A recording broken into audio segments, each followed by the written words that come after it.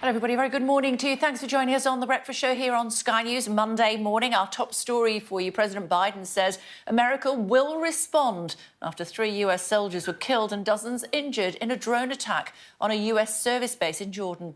An Iranian-backed militant group have claimed responsibility for the attack, but Iranian media reports the country had no link to the strike. The Foreign Secretary, Lord Cameron, has called in Iran to de-escalate the region. The troops died in an attack in the northeast of Jordan near the border with Syria. The exact location of the strike is disputed between America and Jordan, but it's believed to have happened in an area called Area 22, Tower 22, where some 3,000 US troops are stationed. Here's Martha Kelner with more. President Biden is on the domestic campaign trail in South Carolina, a rematch with Donald Trump looming. But foes further afield are now his focus. He'll return to Washington to one of the defining decisions of his presidency, how to react to an attack America says was at the very least backed by Iran. We lost 3 brave souls in an attack on one of our bases. Yes. And I'd ask you for a moment of silence for all 3 of those fallen soldiers. Jesus.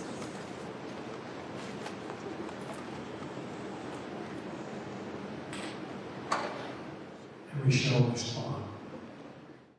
The drone strike hit here, a US outpost called Tower 22, close to the Jordan-Syria border.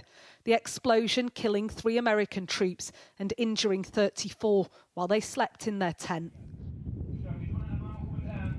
It is the first time US soldiers have been killed by enemy fire in the Middle East since the war in Gaza began.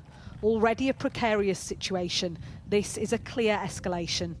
The White House has pointed out, Iran has cultivated relationships with a number of the militia and extremist groups in Syria, Iraq, and other areas as a way to put pressure on regional adversaries as well as on the United States.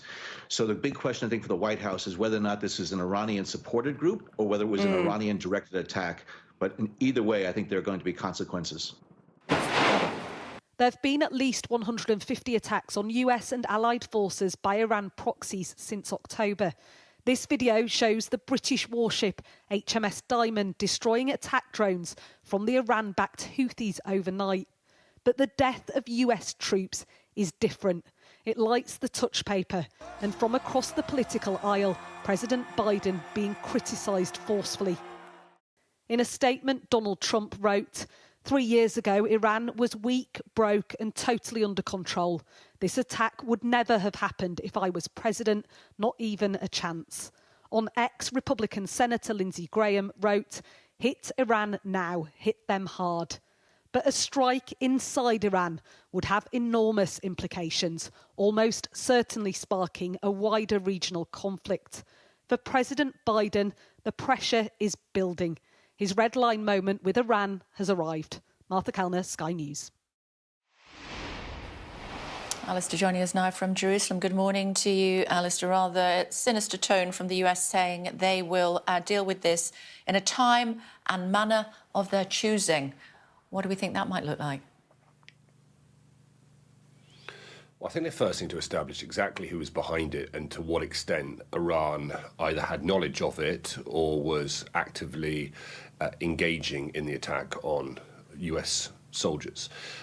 Iran has said that they were not involved in it, but at the very least, I think it is almost certain that it was Iranian-backed militias in the region, probably something called the Islamic Resistance in Iraq, which is a sort of an umbrella name for a number of Iranian-backed Shia militia, including Kataib Hezbollah, who have been carrying out a number of attacks against US forces, particularly in Iraq and the sort of nether regions of Syria over recent weeks and months. They're the sort of attacks that have kind of gone under the radar a bit, but the Americans have been responding quite regularly, to be honest. And then, of course, we've also seen the American and British response to another Iranian-backed group, the Houthis, in the Red Sea. So I think the Americans do need to establish who's behind it and to what extent Iran knew, because that will probably calibrate their response. If they conclude that Iran was fully aware of it, fully supported it, directed it, etc.,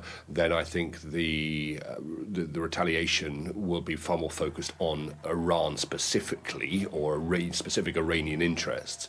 If they think this is an offshoot, though, an Iranian proxy that was perhaps operating somewhat independently, then I think it'll be a response in kind. OK, for now, thank you.